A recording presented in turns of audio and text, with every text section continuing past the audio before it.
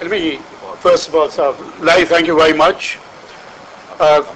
It's a great pleasure for me to be here, to be part of the NASSCOM Foundation efforts, and be back in India to talk about some of the work that we do. I think Professor Sen and Lai did lay out the challenge that we face. As an IT industry and as a foundation that is probably, supporting one of the largest IT revolutions in a country, it is particularly incumbent upon us to ensure that we rise to this challenge. So what is the challenge? The way I look at it is every single individual in the world, a child, a youth, a woman, a disabled individual, the elderly, that want to learn information skills and participate in the IT revolution, the knowledge economy, should be able to do so. So what it is that can we do as part of the industry to make that happen?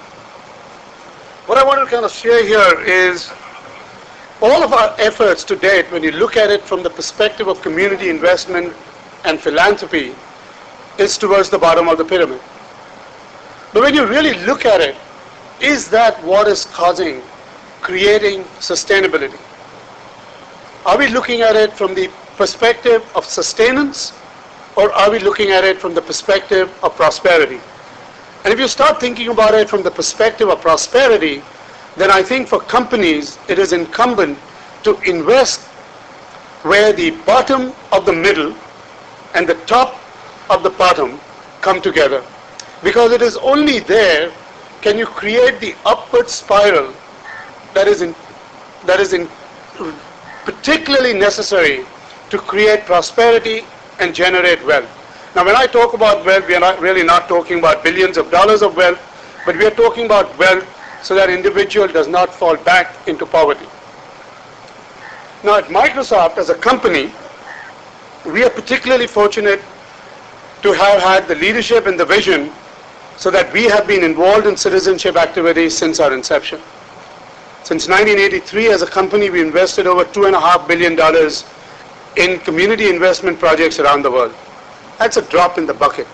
But when can you look at it in terms of what those resources can leverage, we are talking about a 10 or 50 time leverage of resources that Microsoft can bring to the table.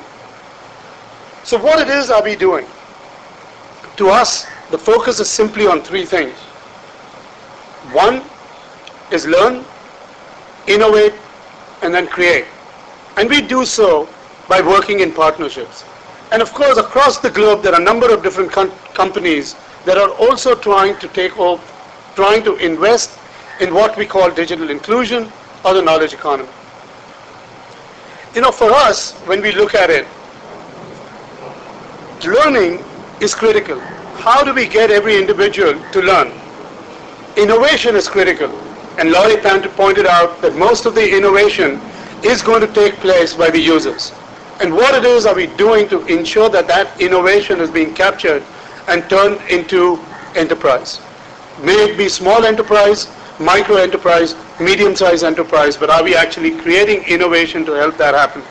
And then eventually creation, which essentially means economic prosperity, economic opportunity, and how can we do that? At Microsoft, we are obviously, tout ourselves as being an innovative company. We filed 5,000 patents, and I can keep giving you all of this. But one of the things that we are doing around digital inclusion,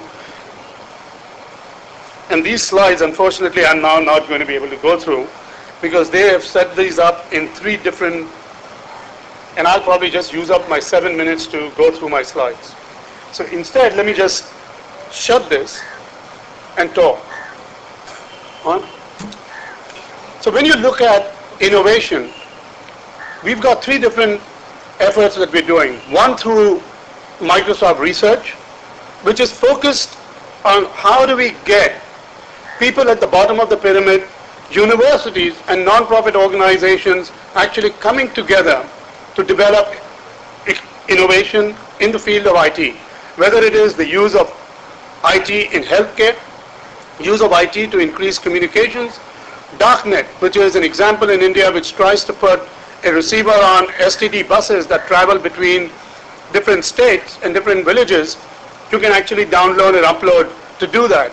Amol Goje, who is the director of VIIT, which is the Vidya Parishthan Institute of Information Technology in Baramati, works with the students to create local innovation, and they've created a very interesting model of just using voice and cell phone to get agricultural prices in Maharashtra state. So these are the kinds of innovations that we need to do, and at Microsoft we work effectively in partnering with these organizations to do that. When you talk about learning, you know, Professor Sen mentioned about the whole issue of operations. We have a program at Microsoft called Partners in Learning, where we work with educational institutions, schools particularly, and the Ministry of Education to introduce curriculum to train the teachers so that they can use curriculum in an innovative way through IT to teach. But we also work with administrators so that you can actually reform the school system by its systems, so you can actually now use information technology to effectively run schools. One of the biggest challenges that was pointed out, and the Chief Minister of Maharashtra pointed out to me, is that they actually have no idea how many principals even go to school. And they don't even know how to pay them. So with IT, you can actually overcome that, and Partners in Learning is one of the programs that we do that. And the last program, which I have 2 minutes, 1 minute, I'll take 2 minutes. 1.5. We can negotiate, right? I am speaking here. Is Unlimited Potential, which is focused on the disenfranchised community outside of the formal education system. This is where we partnered with NASSCOM, working around the country and around the globe to bring basic IT skills to youth, women, elderly, and the disadvantaged and the disabled community. We have 800 partners and projects around the world. We have invested over $255 million. We have 19,000 community learning centers that we've established in 102 countries. We have trained 3 million people, reached 45 million, and many of the individuals that we have trained have either started their own small entrepreneur work or started jobs. One example that I'll give you is working here with an organization called Drishti, which is working with Madhubani artists in Bihar area. And using technology, they're actually now getting them to do the art through the technology and post it on eBay, cutting out the middlemen, increasing their ability to earn an income. So these are the projects that I think Microsoft is doing around the world to try and bring digital inclusion. Our partnership with NASSCOM has been tremendous, but I'd like to leave NASSCOM with 2 challenges. And I know Rufina walked in, but probably one went out again. I think that India has a role to play at the global stage.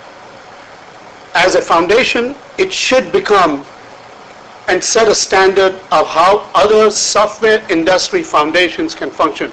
They should actually do a similar kind of an event, which is global in nature, just focus on CSR, and bring companies and organizations from around the world to talk, share, learn, and innovate. And the other thing I would ask my colleague Saurabh to do is to really make sure that all of the IT companies are participating and investing in the NASSCOM Foundation. Thank you very much.